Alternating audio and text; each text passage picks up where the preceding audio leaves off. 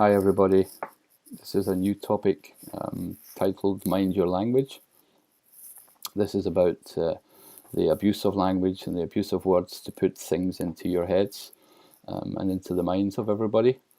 The fact that we entertain concepts and ideas that contradict our reality is only really possible for them to do because we readily accept scientific definitions that have been assigned to common words and notions. And if we support these meanings of these words, then it leads to all these strange paradoxes and hypotheses and theories. But it's just appropriate to bear in mind that in reality it's just an abuse of words and of language. And it's about time we reclaimed the real meanings of these things and not let them get defined by pseudoscience. We're going to start with dihydrogen monoxide, commonly known as water, but that's not the word that we're going to look at. Now, what we're going to look at is the word level, which is a physical property of water. Water is a liquid, it's a fluid state of matter. It has certain relationships with other bodies, with other fluids. We can see that in daily life. It's always level, it's always contained, and if it's not, then it will run or flow to find its level. Bodies of water do not demonstrably wrap or stick to the outside surfaces of solid bodies of any shape or size.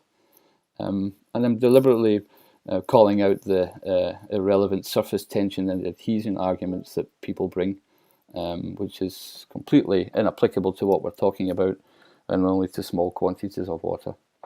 In fact, it's obvious that water cannot take the form of any stable shape in a 3D space of its own volition. Without an external agent or a structure or a motive action that produces the flow in these things, then water will always seek its level and take the shape of its container. Now, there's plenty of evidence of that, but there's no practical evidence to support the contrary idea that water can conform to the exterior of a shape. And it really is important to understand the difference between what is real and what is just an idea. It's idealism versus realism. Now, the scientific idea is goes back to basically to Newton. Before that, probably theories of fluid mechanics have always been used to model, and describe certain physical observations. But it's Newton's spinning fluids that created this, ideal oblate spheroid, and he did that using his mathematics of Fluxian calculus.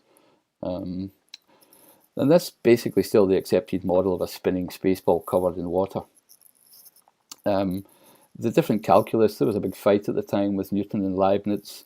A lot of people went on the side of the more algebraic, abstract definitions of the calculus, now called integrals and derivatives.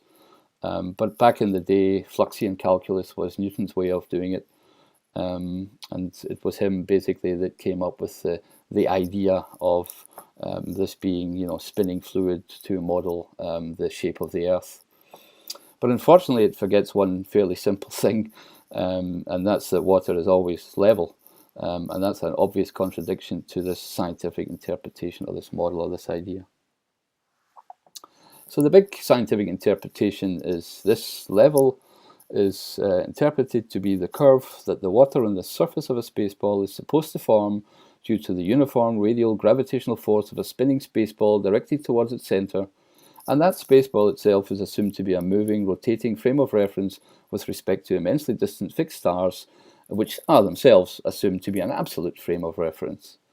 So that's the scientific interpretation now of level, i.e. that water curves round a planet-sized ball. And you can see how level is basically being redefined to mean something else, which is not the common application of this word. The common application of the word, according to the common Webster dictionary, is a device for establishing a horizontal line or a plane, for example, in a water level, the difference of altitude of 2 points, the equilibrium of a fluid. They even state water seeks its own level. It's an approximately horizontal line of surface.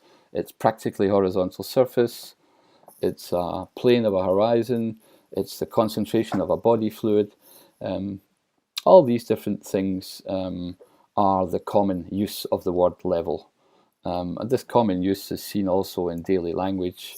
I'm on the ground level of the building. We need to level the garden. We pitched a tent on level ground. The airplane is in level flight. Pictures are hung on walls at eye level. I'm being on the level with you guys, honestly. Keep a level head on your shoulders. So as you can see, none of those common uses have anything whatsoever to do with a spinning ball. So it's time to take our words back. Thanks for listening, and we're going to continue this series with more words in the future.